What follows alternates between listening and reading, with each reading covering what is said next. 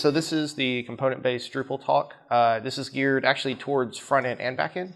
We're going to discuss a lot of front-end methodologies, but there's a lot of implementations as far as preprocess functions, custom theme hooks, a lot of a lot of technical methodologies that you'll probably hear whether you're a back-end or front-end developer, as far as like needing on both sides. It's a common workflow that we use. I work at Acquia in the professional services department. So we deal with a lot of enterprise, very large-scale sites that need to be built by both ourselves sometimes and partners. So sometimes you could have 15 to 18 person dev team, sometimes 4 to 5 front-end developers. So this is one of the kind of core components that we use as far as implementing across larger teams. So these same techniques work, which we'll go over as far as on smaller teams, but are much more impactful as far as if you're dealing with like very large-scale development teams. So here's a quick overview of the presentation. We'll cover what is component-driven theme development in Drupal, what are the benefits, why are these methods more important now than ever. So a lot of these things will be definitely more pertinent than they used to be, let's say 3, 4, 5 years ago, just because the myriad of tools from visual regression testing to living style sheets, things like that. So a lot of these workflows support the tools where other workflows sometimes get in the way or aren't quite as effective. So we'll get into the actual, not too deep, but some of the methods that we deal with as far as implementing the component-driven engineering. And then we'll jump into a case study that I worked on a couple years ago with Magic the Gathering site. And I'm sure we'll have time for questions and answers. We can kind of go back through the slide as well. About me, I am a front-end architect. My name is Jason Dunner. At Acquia, I'm actually recently an Acquia certified Grandmaster. We have an exam as far as certification. So they offer at this point 4 test exams.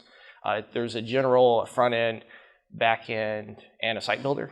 So when you finish all of them, I guess the title is, quote, Grandmaster, which sounds kind of kung fu-ish, but it works.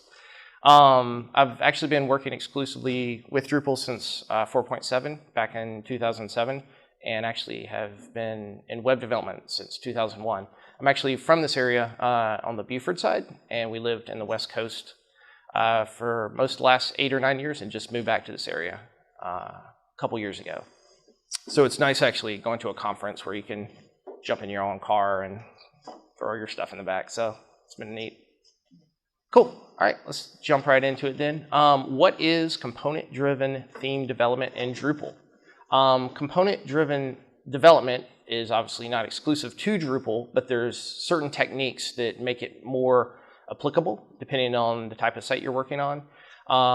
But a couple key points are the construction of multiple pieces, so you can use them as standalone components, almost like a Lego or building block set. The components should be also coded so they maintain their integrity regardless of the region, and we'll get into that as far as leaning on your containers and things of that nature as far as your frameworks. Also building the pieces so they're scalable by nature and not overly dependent on just the markup, but you're actually depending on the classes instead of drilling down through a semantic workflow of the DOM or structure tree. And lastly, enabling teams with the tools to combine and extend upon the existing components to use as building blocks. A lot of times when dealing with, let's say, like a 20-person development team, you have to all be on the same page, and there's going to be a certain amount of code that you're going to be submitting each day. So sometimes we could be dealing with, on our end, as many as 30 pull requests a day. And if everyone's kind of not jiving on the same page, you're going to quickly run into massive regression issues, especially when you're dealing with long days and short tempers. So, so what are some of the benefits of using components in Drupal? Obviously, don't repeat yourself. Less code means less factors to debug as a whole. So if you're dealing with issues that are not happening on the dynamic style sheet or within certain contextual regions, then it's easier kind of to backtrace what is happening, just not dependent on the region, but also just dependent on the component itself. You're also leaning on decoupled code, which I'll get to more later, the structure versus the skin, as far as separating those out. So things are a bit more predictable. And when I say predictable, I mean not just regardless of region, but as far as like any pseudo-active hover elements, things like that aren't being overridden in certain contextual fields. The next one is the consistency of style direction across multiple teams. A lot of times, depending on if we're working like on a larger site, you'll see there's constantly dynamic comps and style adjustments. So it's a matter of everyone being on the same team and also following this workflow and matching the comps, not only in theory, but also on a very granular level. A big key is the next one is decreasing the development time over the sprint cycles. As you're building these building blocks, you're actually building your own tool set to accelerate development. So you're not just restarting or copying and pasting a similar block that's kind of different and just matching the code and removing or overriding what should never been overridden in the first place. And lastly, being true to the visual intentions of the designer.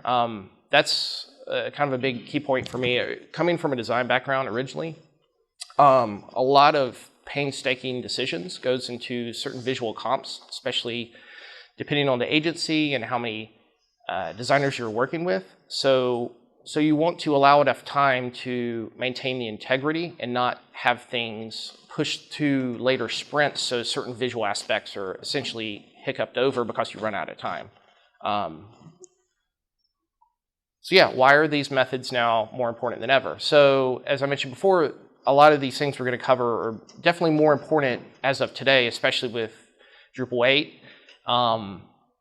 than before, especially in regards to like the tools and the workflow that we're going to cover. So let's step back in time, not that far back, 2007. So if you kind of look at two things in parallel, as far as like if we take the benchmark of 2007 opposed to today, 2015, there's two main things that we'll kind of cover. So if you look not only at the progression of Drupal, right, the theme layer, everything from your custom theme hooks to the amount of granular changes you can make, even in a view mode, custom fields, things like that. There's obviously been a ton of new changes that have been introduced since 2007, but also at the same time, the rest of the world that's not using Drupal has made great strides as far as just front-end development in general, right? You can say anything from Grunt, Gulp, KSS Node, a myriad of things. So things that we as a front-end development team use every day.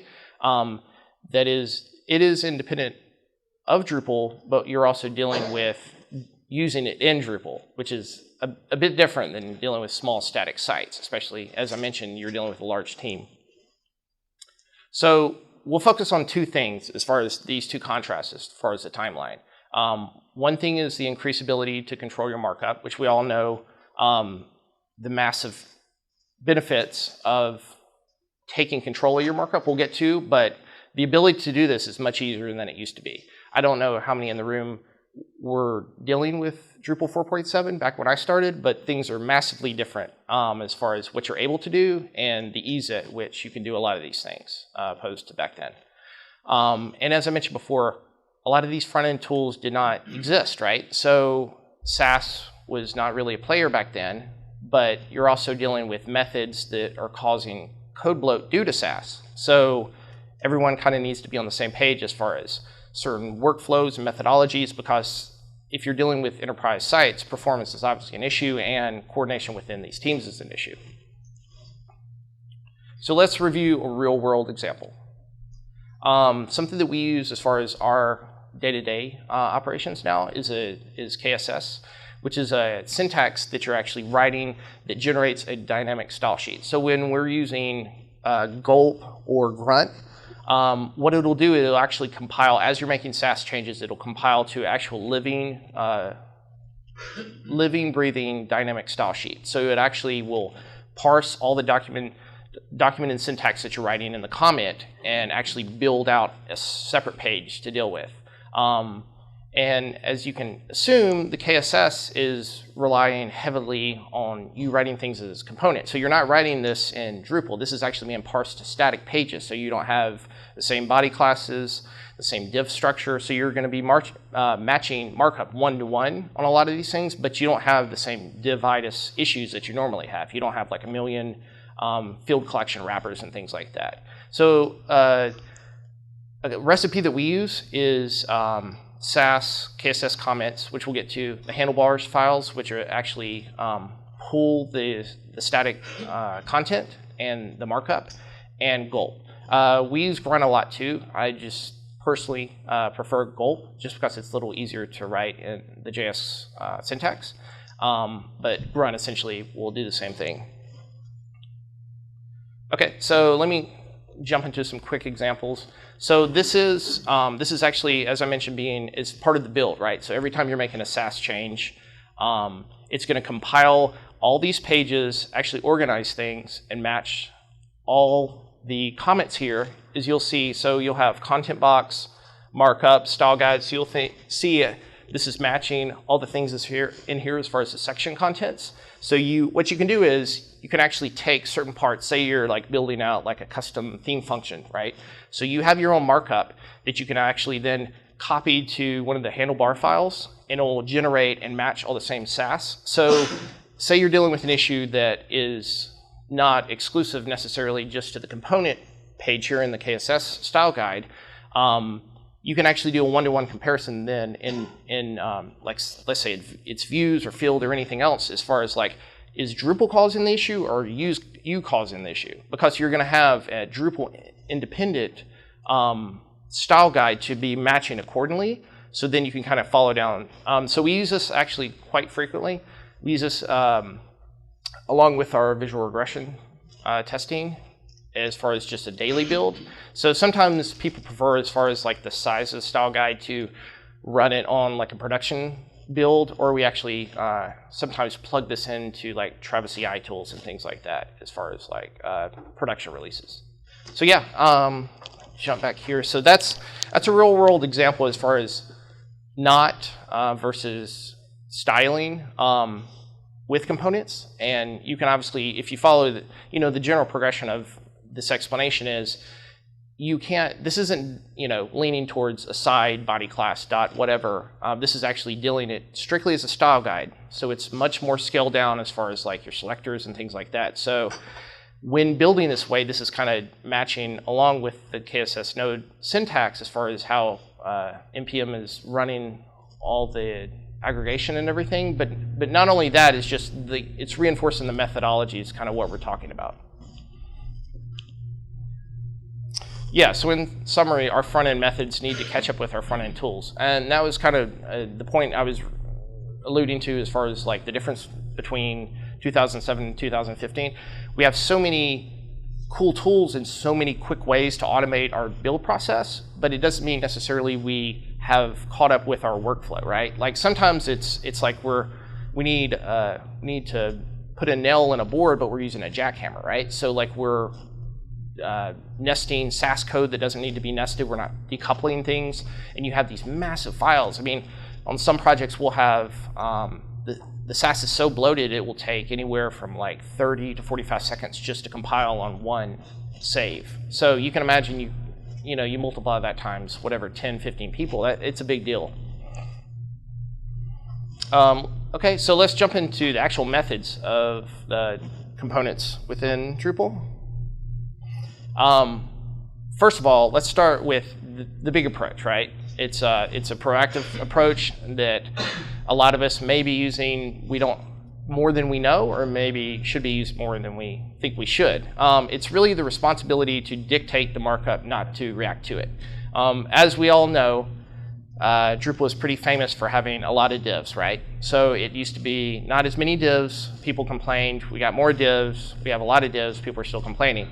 So in the end, you still have the divs you need to make the style changes, right? You have proper outer wrappers, you have proper inner wrappers, so you can, do a position absolute on a relative that you used to have to, write your own theme hook for. A lot of these things are also nested, with like views and display suite. So a lot of this just depends on that main core concept, right? Your proactive approach to dictate the classes, right? So whether it's just is something as simple as adding one class or implementing your own thing function to have your own markup, it's all the same. But as I mentioned, this isn't an easy task. This is Drupal. On the left, you have panel panes and all the fun things that are being spit out there. Middle, views rows. The last is, form API, which if for all of us that have worked with front-end theming, like you can obviously see how different each of these are, right? So you're like, okay, this is nice and all, but how am I supposed to match all this markup without it being a royal pain in the ass?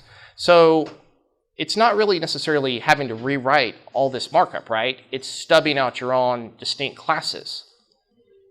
So this is an example from a recent project we worked on as far as the wrong way to do it. It's reacting to a class. So you'll see in the top, I don't know how well you guys can see the selectors, but you have everything from footer wrappers to intro blocks for the search results, and all this at the end is adding a border, a font to probably override something that shouldn't override anyway because it wasn't initially done right, some padding, some floating, and at the bottom, you know, you're going to obviously see more of the same thing. You're adding just a ton of selectors, right? So if you make one override later on, then you're going to have to readjust this, and this is all to do very simple things, a table cell and a max width. Pretty simple stuff, just everything is just thrown in together, which is a mess. So that's the first way, right? So you're causing yourself like way more effort than you really need to do, right? Like you're overcomplicating what you're doing, and you're overcomplicated whatever poor soul is inheriting your code after this is going to have to deal with. Second way to do it, which is the proper way, is defining the class. So this is a very simple example. This is something that we recently did on a project where you're actually going through, and depending on the scenario, whether it's in these two examples, you're dealing with a panel and you're dealing with views. So you're just matching one class, grid-2, which, as we all know, is a 2-column grid. So, and I have the CSS at the bottom just to be very straightforward as far as what it's doing, but essentially you're ignoring everything else, right? Like whatever is being thrown at you, you're like, well, okay, I'm just worried about this one, right? So I'm stubbing this out by dictating in a preprocessed function in the views and the panel what I'm going to be dealing with. So you're not saying, okay, I'm a view, but I'm also within a panel pane, so I'm going to deal with that, and then I got a views row, but this class may change, so I'm going to add double the classes, right? And just that rabbit hole. You're just saying, okay, regardless of whatever else is going on, I'm just worried about grid-2. And I'm going to also match accordingly, depending on these case switches up here and the for each loop here, as far as what happens. This is a very simple example, but we use this on a lot of just not necessarily outer containers like SUSE grids and things like that, but also the inner pieces, right? Because that takes as much time as anything else. Anything from like floating an image next to like a block title, things like that. We reuse this constantly. It's the same exact recipe. So it's not really like leaning on the markup, it's really leaning on the class. Because the markup, as you guys know, is going to be massively different. Back in, I think it was 2007, Nicole Solomon first introduced Object-Oriented CSS. I'm not sure how many people in the room have heard of Object-Oriented CSS? Nice, okay. It's something that has been around, like I said, since 2007 or 8, I believe. But it's actually something that we're definitely reinforcing at Acquia as far as our front-end standards. And I'll kind of show you some examples why. It's extremely useful, right? It's essentially taking out the need to couple things together that previously were coupled together that really didn't need to be. So yes? When you added grid 2 earlier, if the intent is to ignore the rest of the classes that are littered in there, sure. Why not just replace them with grid 2 rather than adding it to the pot? Well, because depending on the scenario, you may not want to go through the effort of writing your own markup around that. So like a lot of times, I mean, to your point, like we will write our own theme functions, right? So say we want a certain type of contextual change, right? So we'll add on wrappers, but depending on the effort of what's being done, we may just let the existing divs live there and just pin to it, essentially. But good question. So yeah, the two big proponents as far as object-oriented CSS is separating the structure in the skin and also separating the content from the container. So in the first example, I have these color-coded. You'll see the difference between, well, it's kind of hard with these examples, but you'll see the structure and the skin. So like a structure example would be like a min height, right? And the skin would be box shadow. So the structure is obviously made for layout, padding, margin, anything within the box model. So it's essentially stripping these two things out into separate classes. So you're not just globbing everything in like a views row or like a side block. For a simple example here, you're actually separating these out either in separate classes or separate extents that you're actually going to nest within the Sass. The second big focus is separating the content from the container. So in the right-hand side, you'll see you have the Sass/CSS inheritance, right? But essentially you're saying, okay, I need a footer and I need an H2 within the footer, right? Without that, this will not work. So what the focus is actually separating out the need for this markup to exist, right? So instead of distinctly saying, I need a footer and I need an H2, you're actually just adding a class. This is a simple one, but like at the bottom, it's dot header tag or something like that, right? So you can just assign that to the H2 instead of saying, okay, we need a views row, but we also need a panels pane that is going to be the direct parent, kind of that rabbit hole. So the main focus is not leaning as much on the semantic markup and what is provided by Drupal, but also, once again, dictating your own classes or your focal classes to reuse for other things. The next big step as far as like dealing with any type of object-oriented CSS/Sass in Drupal or anywhere else is progressive enhancement. So we have markup on the right-hand side. On the left-hand side, very simple. It's a matter of just progressively adding. I know the color is a bit off, but it's a matter of progressively adding to it, right? So pull up the full example. Once again, you're going to have a lot of classes, right? Unless you write your own custom theme wrappers, things like that. A lot of the scenarios is just this, right? You're going to have a lot, but you're also progressively stacking on top of it, right? So once again, you're not doing dot block basic and throwing all this stuff in there. You're actually setting up distinct Sass classes that you're going to use depending on the scenario. So you need a text white. Well, there's specifically a class for text white. You need, the dude that's going to have something specific. You need golden block is just going to, just have a very basic border. So it's a combination, like I mentioned before, of having these actual building blocks. Are these things all globbed together for no reason? No, they're actually separated out separate classes. So while this may seem like more work, you're actually enabling yourself with more power to actually reuse these blocks in any scenario. So you're not saying, okay, this is text white, but this is also position absolute. Obviously for big reason, that's going to be a mess. So you're actually decoupling everything in separate classes. So you can actually follow through, combine things together. You can actually combine a text white with a golden block or a dark block and just follow that same method. And once again, this isn't dependent on being within a certain region, being within a class. You're actually separating these things out to reuse the reusable parts just to follow the same timeline. I'll skip past Steve Buscemi here. Okay, let's jump into like a real world case of a project that I worked on a couple years ago. Magic the Gathering. I'm not sure how familiar everyone is with Magic the Gathering, but it's I think at this point the most commonly played card game in the world. I believe so. That's what I was told. But it was a really cool site. We worked on it say 2 years ago. As far as like totally from scratch.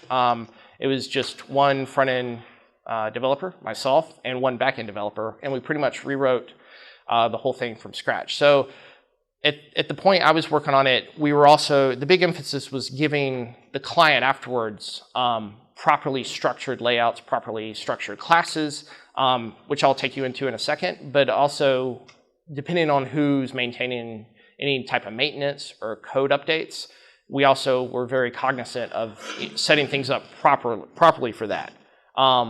As with anything, anytime you're dealing with a site like this that is so video intensive, so like massive images. Like I think at one point we had like 5 breakpoints for larger desktop. Like you're talking, I think it was like 1680 up to 1800 breakpoints for large scale images that scale. Performance we'll get into later, but it definitely leans itself to challenges, right? So not only challenges from performance level, but also challenges from what the client was asking for, right? So they want to use Panelizer to insert different types of modular panes and blocks, regardless of where it is on the page, right? So they could have like a video background tag on top of like a block that has text that wraps at different breakpoints. It's pretty funky. So what we did was we used different types of configurations within Panelizer, so you could actually choose from like different types of like text blue, position right, position full, video, not video, transparent video, tags. It's a long list. But yeah, here's some of the key factors that we were when we were scoping out things. It was obviously an emphasis on modular blocks, heavy focus on the images and videos, beans. How many of you guys have dealt with beans before? Excellent. Yeah, basically you can think of them as blocks, entity blocks. I guess that's a very, very simple way to do it. But what we did is we had very different styles of blocks. So like I mentioned before, like the beans could live within the panels and match the same configurations as Panelizer. So you could actually build out whatever style page you wanted, right? So say there's a big promotion, there's a big tournament coming up. The editor, with very little development experience could just go in through the Drupal UI, match all the same configuration that matches a one-to-one of the modular classes and build out whatever they want. And at the end, it's like fully responsive, stacks properly, and matches compliance. So as I mentioned, yeah, the authors wanted to be able to build these with both Beans and Panelizer in a combination. We didn't really have blocks or things like that. Each component had the ability to configure the inner layout. As I mentioned before, not just really color or skin changes, but also position and layout. So we actually had to decouple a lot of that stuff as well. And as I mentioned before, since you're dealing with massive wide videos, you had to remove the container's dependency, you had to remove the layout from the container. So it wasn't just a big container that adjusted. You had several inner breakpoints, inner classes that completely adjusted depending on your breakpoint, which, as I mentioned, I think it was like 5 or 6 breakpoints at the end.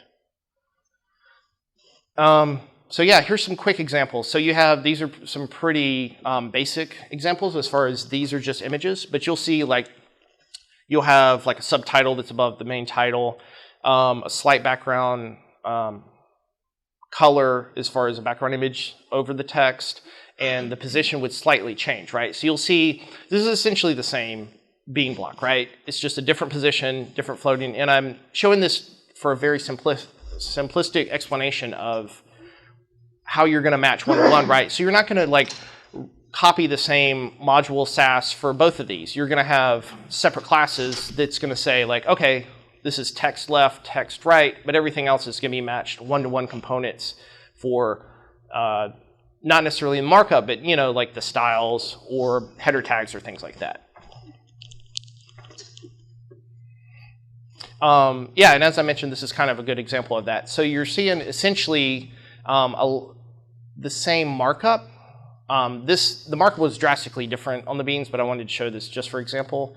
So you're seeing here, you're dealing with the same type of entity, more or less. You're just adding, as I mentioned before, text left or text right. So as we've covered with the component stuff, you're not dealing with, okay, this is text left, but it also has a front image, so we need to add SAS for that. You're dealing with very distinct granular pieces as far as piecing those together. So it's, as I mentioned before, it's a matter of having your baseline pieces that you're combining that aren't going to interfere with each other. So you obviously can't use a text right on a text left. So we would actually have those documented as far as chunks of what to do for certain layouts. what to do for certain skinnable pieces. This is essentially the same block, right?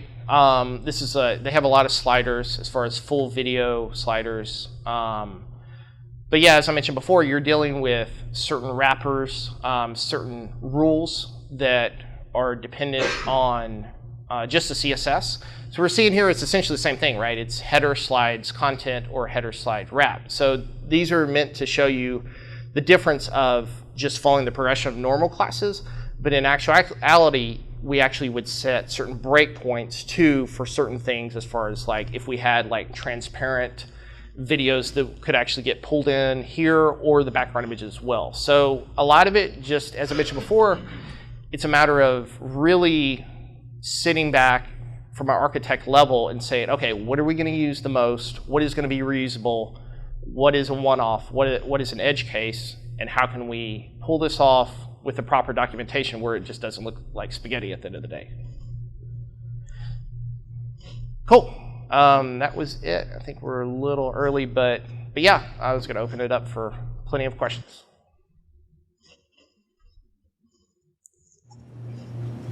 We get these slides. You're going to put them on GitHub or somewhere? Yeah, I'll post them actually today on GitHub, but yeah, I'll export it as a PDF, and yeah, I'll actually grab some of the snippets as well and grab and insert that. I'll probably put it on the same page.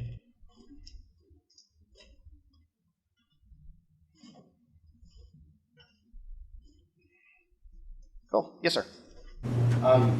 Kind of late here, so I missed a lot of it, but Sure. I'm gathering that the concept is to depend more on assigning classes to the sections that you want to style versus trying to use semantics and HTML. But depending on that more, I guess it's easier to target them. So I like the concept, but I've always wondered, as I'm designing either sections, especially panels, or anything confused, how would you go about deciding, at that point anyway, what you're going to name them, or to basically call this part of your preliminary planning prior to even actually doing your initial design?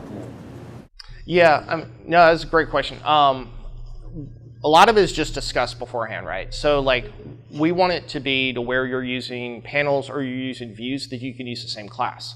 So we'll actually have like a proof of concept on either one as far as like the main classes. So let's say you have like a header float or an image float that's obviously going to be responsive, or if we have like SVG background stuff that's going on, like it's all dependent on the same classes.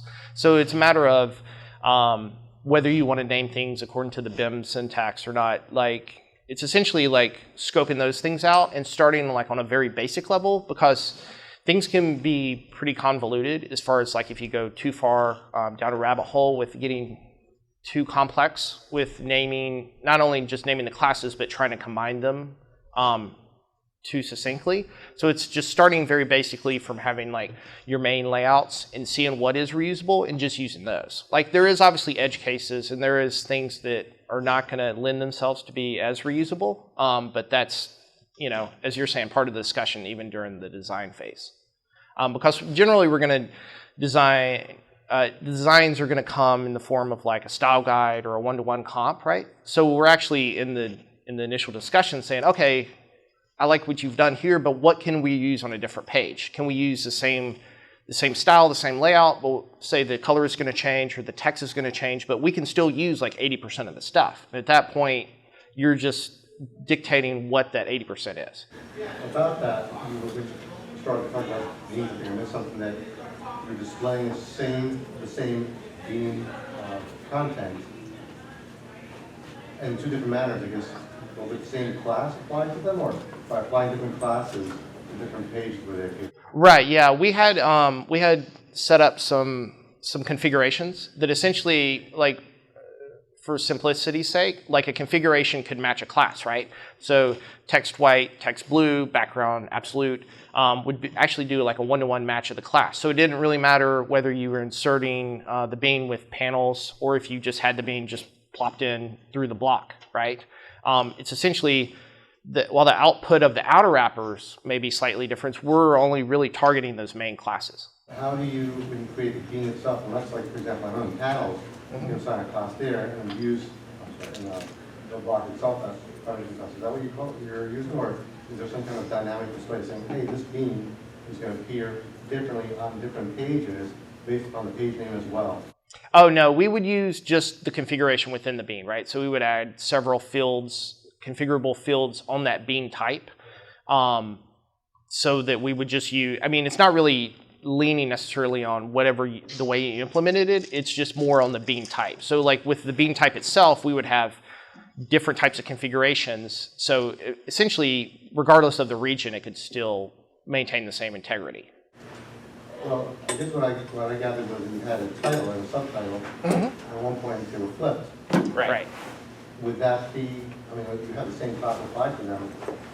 So how does... Oh, gotcha. Yeah, in that case, we would just have a different, like that was probably a different type of bean, right? Like we would maybe have like, yeah, we had 15 different types of beans at one point, with like, say, 15, maybe 10 to 15 different configurations on each bean.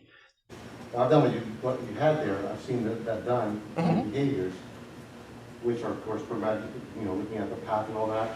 So I was wondering if you had something similar assigned in CSS, that if this was the path, then you position it here. Oh, gotcha. Yeah, not within this context, but yes, in other projects, we've done very similar.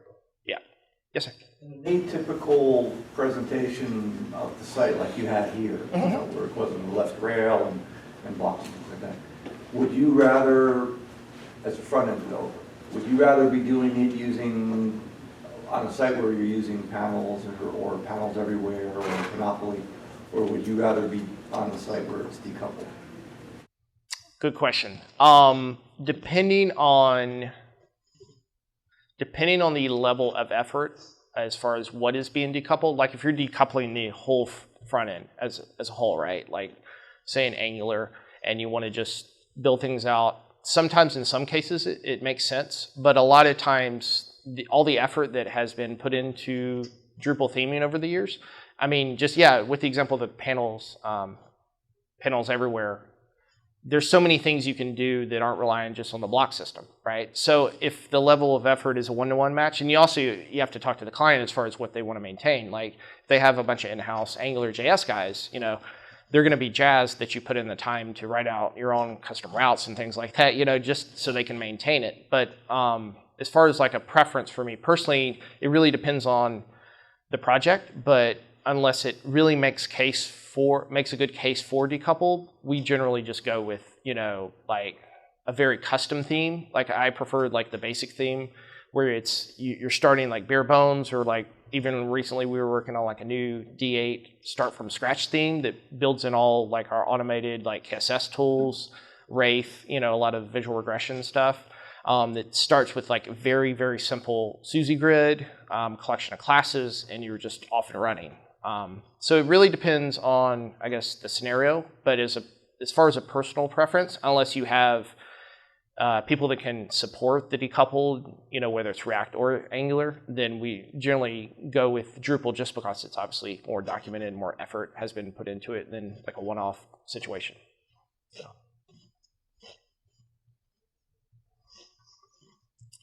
Cool. Any other questions? All right. Well, yeah, if you guys have any more questions, obviously, there's my contact stuff. That's where it's there. But yeah, we can talk afterwards. But yeah, thanks for coming.